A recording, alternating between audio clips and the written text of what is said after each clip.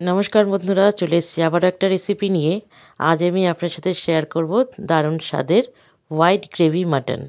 এর জন্য আমার কী কী লাগবে একবার দেখে নিই। লাগবে আমার মাটন, আমি 500 গ্রাম মাটন নিয়েছি।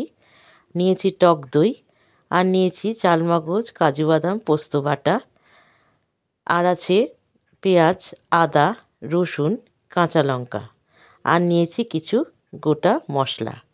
এবার মাটনটাকে আমি প্রথমে ম্যারিনেশন করে নেব। মাটনটা ভালো করে পরিষ্কার করে ধুয়ে নিয়েছি। এবার মাটনের মধ্যে দিয়ে দেব নুন। নুন দিয়ে দিলাম, আর দিয়ে দেব টক দই। নুন আর টক দই দিয়ে ভালো করে মাটনটা মেখে আমি এটা রেখে দেব অন্তত 1 থেকে 1.5 ঘন্টার জন্য। তারপরে মাটনটাকে আমি প্রেসার কুকারে 3টে হুইসেল দিয়ে সেদ্ধ করে নেব। 80% মতো সেদ্ধ করে নিলেই হবে। মাটনটাকে ভালো করে মেখে নিচ্ছি। ম্যারিনেশনে আর কোনো কিছু আমি আর দেব না। এবার চলে এলাম, গ্যাসে কড়াই বসিয়ে দিয়েছি।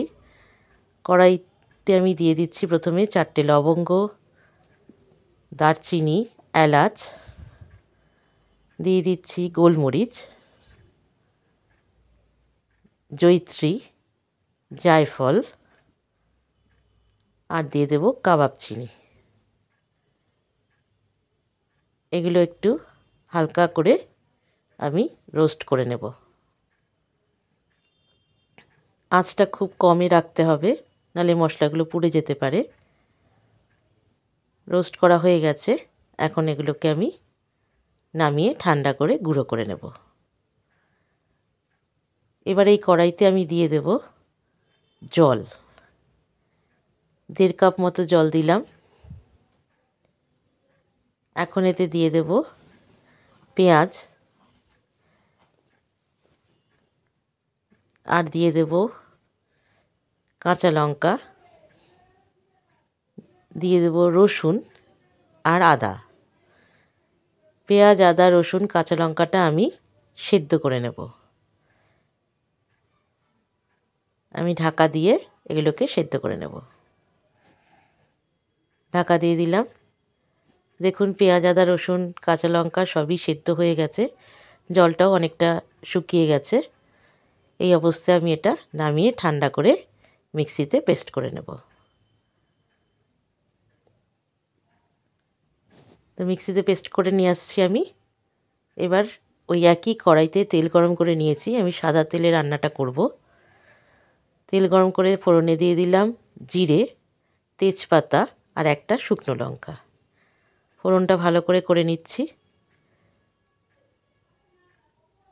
এখন এতে দিয়ে দেব সেদ্ধ করে রাখা পেঁয়াজ, আদা, রসুন, কাঁচা লঙ্কার পেস্ট। মিহি করে পেস্টটা করতে হবে। তেলের সাথে ভালো করে মশলাটাকে আমি কষিয়ে নেব। আমি এখানে হলুদ, গুঁড়ো লঙ্কা কোনো কিছুই ব্যবহার করব না। দেখুন মশলাটা ভালো করে কষে গেছে, আর এদিকে মাটনটাও আমি প্রেসারে সেদ্ধ করে নিয়েছি। মাটনের স্টক সমেত আমি মাটনটা রেখে দিয়েছি। এবার দিয়ে দেব স্বাদ মতো নুন, আর দিয়ে দেব কাজু বাদাম, পোস্ত, চালমগজ বাটা। দিয়ে আবারও ভালো করে মশলাকে কষিয়ে নিচ্ছি। দেখুন মশলাটা ভালো করে কষে গেছে। এখন এতে দিয়ে দেব মাটনের স্টক সমেত পুরো মাটনটা, দিয়ে ভালো করে নাড়াচাড়া করে নেব।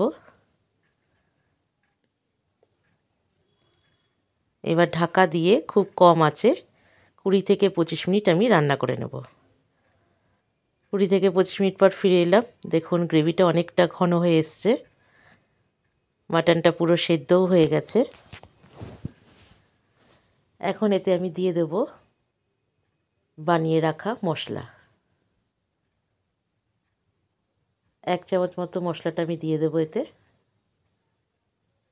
আর দিয়ে দেব কাঁচা লঙ্কা। এবার দিয়ে দেব 1 চামচ মতো ঘি।